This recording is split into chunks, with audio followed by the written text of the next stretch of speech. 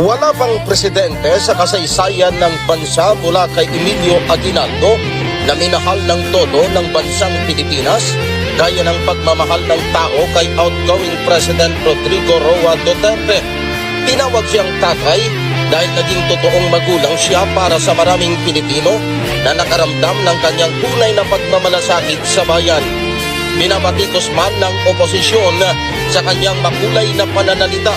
Hindi naman maikakaila na marami ang saludo sa kanyang maraming nagawa para sa bayan, bunga ng pagmamahal sa sambayanang Pilipino. Saan ka nakakita ng Pangulo na patapos na ang termino pero tumaas palalo ang approval at trust rating? Ang pinakahuling naitalang approval rating kay PRRD na tinanggap ng publikos ay noong Marso at 30 hanggang Abril 6, 2022. Sa 1,500 respondents, 67.2% ang approval.